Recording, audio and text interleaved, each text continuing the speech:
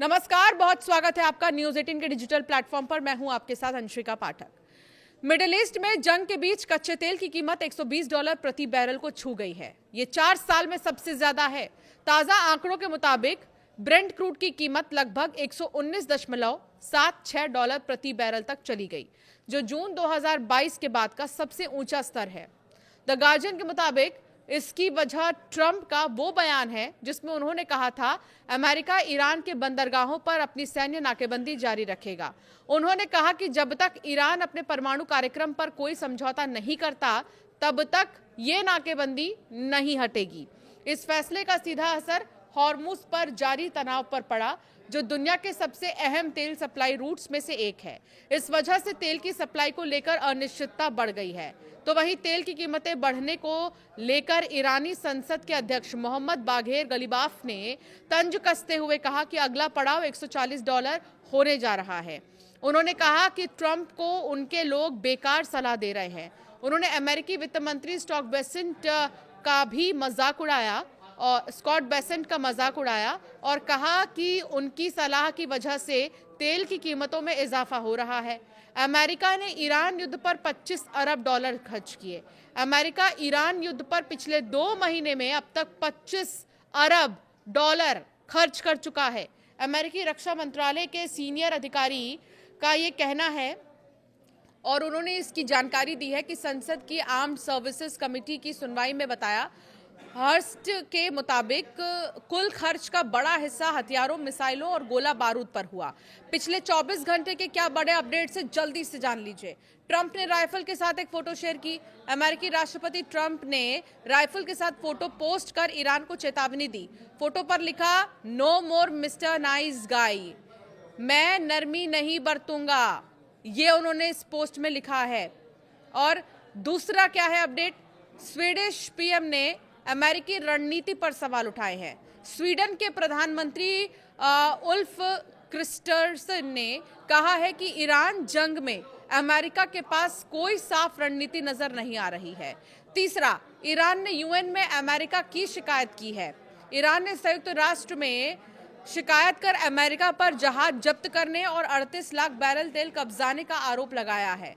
चौथा, लेबनान में 12 लाख लोगों पर भूखमरी का खतरा मंडरा रहा है। यूएन से जुड़ी रिपोर्ट में कहा गया है कि युद्ध विस्थापन और आर्थिक दबाव के कारण लेबनान में 12 लाख से ज्यादा लोग खाद्य संकट झेल सकते हैं।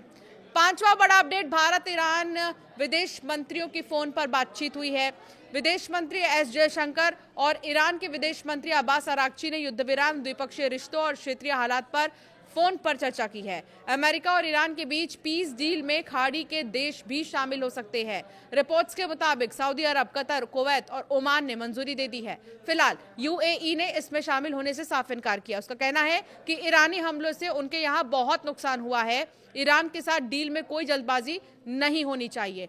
ट्रंप ने ईरान से डील का फ्रेमवर्क गाजा पीस डील की तर्ज पर किया है। इसमें सभी स्टेक होल्डर्स होंगे। ईरानी विदेश मंत्री Araghchi Pakistani army chief Asim Munir के सरकारी विमान गल्फ स्ट्रीम G600 से उड़ान भर रहे हैं और अराक्ची इसी विमान से ओमान पहुंचे, फिर इसी विमान से रूस, फिर पाकिस्तान लौटे थे।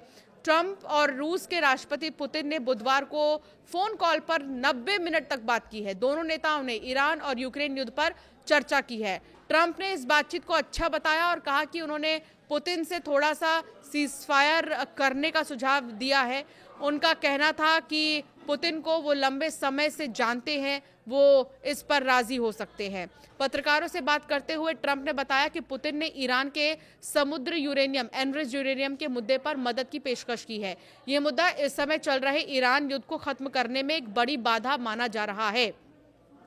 हालांकि ट्रंप ने साफ कहा है कि वो चाहते हैं कि पुतिन ज्यादा ध्यान यूक्रेन युद्ध को खत्म कराने पर दे। अमेरिका की सेना की सेंट्रल कमांड ने कहा है कि ईरान के खिलाफ लगाई गई नौसैनिक नाकेबंदी काफी असरदार साबित हो रही है। उन्होंने बताया कि अमेरिकी सेना ने 42 ऐसे कमर्शियल जहाजों को रास्ता बदलने पर मजबूर किया है जो ईरान के बंदरगाहों में आने या वहां से जाने की कोशिश कर रहे हैं। अमेरिकी सेंट्रल कमांड के बयान के मुताबिक इस समय 41 तेल टैंकर ऐसे हैं जिनमें करीब 609 करोड़ बैरल तेल भरा हुआ है, लेकिन ईरान उसे बेच नहीं पा रहा है। और इस बीच ईरान को करीब 6 अरब डॉलर से ज़्यादा का आर्थिक नुकसान हो रहा है, क्योंकि उसकी सरकार इस तेल से कोई कमाई कर ही नहीं पा रही। ट्रंप ने कहा है कि अमेरिका जर्मनी में तैनात अपने सैनिकों की संख्या घटाने की संभावना पर विचार कर रहा है। उन्होंने सोशल मीडिया पर इसकी जानकारी दी और कहा कि इस पर जल्द ही फैसला लिया जाएगा। इससे पहले जर्मन चांसलर फ्रेडरिक मर्ज ने ट्रंप सरकार के जंग खत्म न कर पाने को लेकर कहा कि ईरान के साथ मौजूदा हालात में अमेरिका को अपमान का सामना करना पड़ रहा है। इसके बाद ट्रंप ने मर्ज की आलोचना करते हुए कहा था कि मर्ज ईरान के परमाणु इरादों को गलत समझ रहे हैं और उनकी बातों को गलत तरीके से पेश कर रहे हैं। अब ट्रंप लंबे समय से यूरोपीय सहयोगियों और नेटो की आलोचना करते रहे हैं। उनका मानना है कि ईरान के खिलाफ अमेरिका इजरायल युद्ध में यूरोपीय देशों ने पर्याप्त मदद नहीं की है। जर्मनी में अमेरिका एक बड़े सैन्य ठिकाना रामस्टीन एयरबेस है, जो यूरोप में अमेरिकी वायुसेना का मुख्यालय है। यहां से हवाई आपूर्ति, सैनिकों को उतारना और मेडिकल इमरजेंसी जैसी अहम सैन्य कार्रवाइयां होती रहती हैं। कुल मिलाकर देखें तो अब जो तेल की कीमतें हैं वो बहुत बढ़ रही हैं। ऐसे में इसका असर बहुत सारे देशों पर पड़ सकता है। दूसरी तरफ शांति समझौते को लेकर कई सारे देश आ रहे हैं सामने और कह रहे हैं कि शांति समझौता अमेरिका और ईरान कर ले। तो कई और ऐसे देश भी हैं जो ये कह रहे हैं कि हमें इसमें तो पड़ना ही नहीं है। भारत की तरफ से लगातार दूसरे देशों के विदेश मंत्रियों से बातचीत की जा रही है, लेकिन उस बातचीत का निष्कर्ष क्या निकलेगा ये तो समय ही बताएगा। और अमेरिका और ईरान के बीच शांति कब होगी पूरी तरीके से, इसका इंतजार हर किसी को है।